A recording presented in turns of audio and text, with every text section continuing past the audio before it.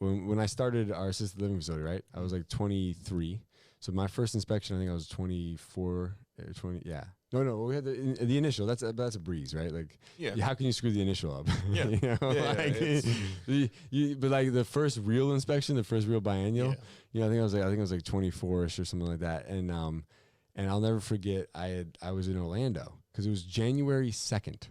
I remember the date, huh? Yeah, I'll never forget. Because must have been a great day. It was the first time in like 2 years that I actually took like a time and I actually went away for like a weekend, like a long weekend with family, right? Because for 2 years straight, I've been nothing but work, you know, and so we go to our family's house in Orlando with my wife and you know, kind of on her side of the family, and I get a phone call January 2nd at like 8:30 a.m. and it's, hey, State's here. I'm like, what? I'm like, January 2nd. They didn't even take a day off after New Year's. What the heck? I was like, they should, you know, don't they have like holidays or something like that? They always seem to show up, you know, when you're not ready. Like you'll be waiting up for them to show up. Yeah, you're waiting. Well, we're ready. We are ready. Right. And then, they don't. The deadline goes by, or it takes. And then surprise. And it was crazy. In that time, it was our renewal was in May. Yeah.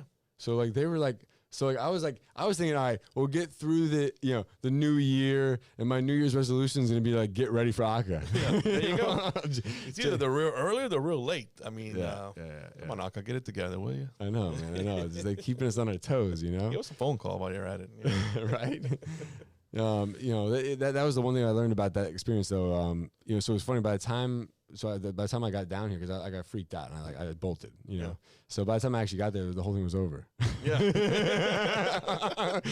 and it's crazy because we're scared to death about the darn thing, right? I know. And this year was the first year that I actually was not there for the whole thing. I had a trip planned with the family, and the day before I leave, they show up. Right. All right. So usually they come for 2 days. That's been the norm for the past, I think, 3 inspections. They showed up. It was 5 of them this time. Usually it's only 3 of them. 5 of them. It's like an army. Yeah, it was an army. So that, it was an army for real. And so the first day, everything went smooth, nothing. So tomorrow, usually the second day, they just do paperwork. They're going to check staff files, resident files.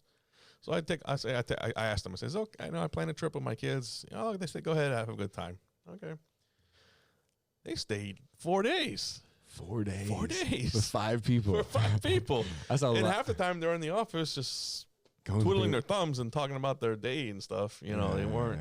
Yeah. But, I guess it was post-COVID, so one was going to do an infection control, one was doing the generator, and the other 3 were doing the survey. That's intimidating, bro. Yeah. But I was like I thought having one person show was tough. Yeah, no. 5. That's another level. They were nice. I won't complain. They were nice. Well, and I think that's what I learned is like, honestly, because like the first time I was freaking out, I'm thinking like, the worst. Of course, like, after going through it, you realize that like, hey man, these people they're not trying to put you out of business. They're just Yeah, but anxiety is caused by the unknown, right? Exactly. You don't know. I know what they're going to be looking for. You know what they're going to be looking for, but I think what I've learned over the years, like I think to help myself through that time with the anxiety is like, in your heart that you're doing it for the right reasons, and that you're doing the right thing, and that you're really trying to make a difference and help people. Correct. And just knowing like, hey, like even if I screwed up some paperwork, even if I did something else, at the end of the day, I know my residents are taken care of. Correct. I mean, you're not abusing anybody, you're not neglecting anybody. Right.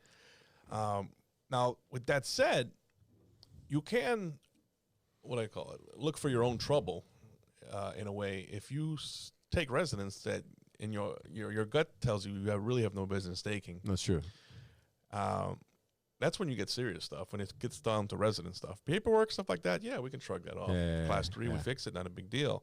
But if you got residents that are just wandering and falling and all kinds of stuff you got going on, behavioral issues, or I always tell people, you can take memory care residents if that's your preference, dementia, things like that.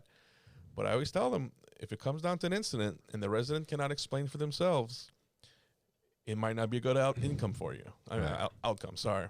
Like I think we were discussing that today. Yeah. If a resident falls and they have their face looks really bad, black and blue, and you send them off to the hospital, and it looks like they got slapped upside the head or whatever, hospital can call in a complaint, and they're known for that.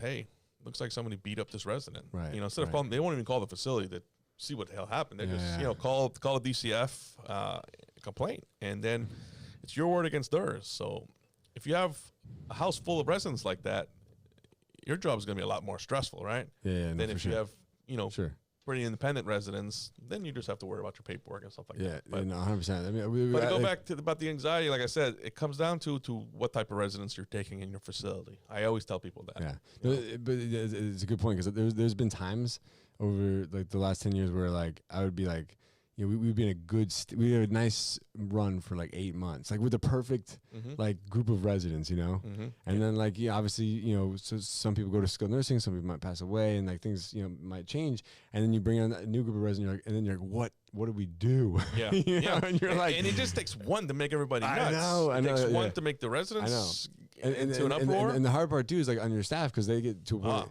like they're in such a they're in such a kind of like this routine that works for them, and all of a sudden you throw one bad apple in a bunch. You throw one guy in there that's just looking to elope every 2 minutes, or he's destroying his room. Everyone's attention's on that one person, and like the whole routine gets messed up. It takes one of those. It takes one of those family members to. It takes one of those to make your life not so funny as well. I know. That's true, man. It's true, bro. Part of the business, right? Right, exactly. Hey guys, thank you so much for joining me. If you'd like to learn how to open your own adult daycare center, go to adcpro.com. If you'd like the latest business tips, click here, and make sure you subscribe to our channel. Click here. We'll see you guys next time.